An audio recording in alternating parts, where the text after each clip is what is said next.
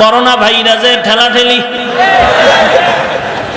হ্যাঁ, মানুষ নাকি জমা হইলেই বিপদ। আমি কেমনে বুঝাই, কইলেও দোষ, না কইলেও দোষ। কেমনে বুঝাই? ওরে মানুষ এক জায়গায় জমা হইয়া যদি বিড়ি টানে বিপদ,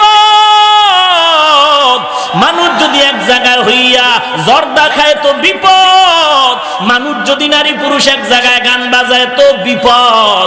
কিন্তু কোরআনের মাহফিলে এক জায়গায় হলে বিপদ হবে না, বরং এই বাংলা থেকে বিপদ মোনাজাতে দূর হয়ে যাবে।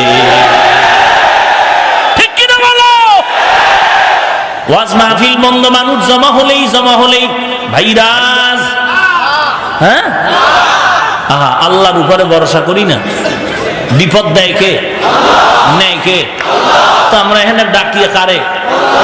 তো আল্লাহরে ডাকলে যদি আল্লাহ বিপদ দেয় তো এখানে কেন ঘরের মধ্যে দিতে পারে না? আল্লাহ সবাইকে হেদায়াত দান করেন। হ্যাঁ, যে সমস্ত আড্ডায় বসলে গাঞ্জা খায়, ইয়াবা খায়, মদের বোতল, বিড়ি, বাম হাতে চা টানে, ডান হাতে বিড়ি টানে ভদ্রলোক আছে না নাই?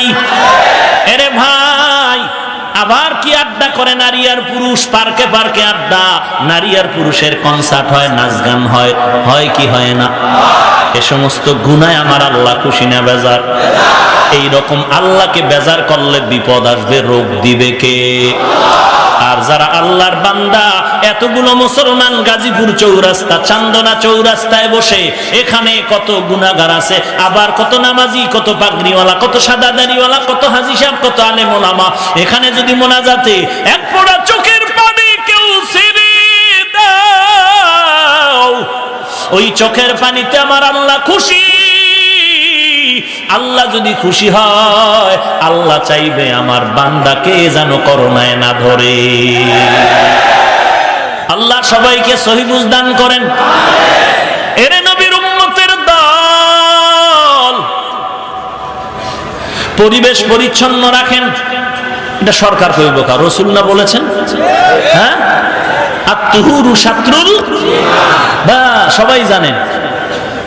কিন্তু নিজের জামার দিয়ে তাকায় দেখেন কি অবস্থা। টুপির মধ্যে কেন ময়লা? দৈনন্দিন কেন সুন্দর করে গোসল করেন না? সাবান লাগায় গোসল করবেন, বাথরুমটা পরিষ্কার রাখবেন। এটা আমাকেও আমি বলতেছি, পরিবেশ সুন্দর রাখেন, পোশাক আদি সুন্দর রাখেন, ময়লা থেকে নিজেকে হেফাজত করেন, বাড়ি গাড়ি সব সুন্দর রাখেন। অনেক রোগ থেকে আমরা বেঁচে থাকতে পারবো। আল্লাহ সবাইকে পরিচ্ছন্ন পরিবেশে চলার, থাকার তৌফিক দান করেন।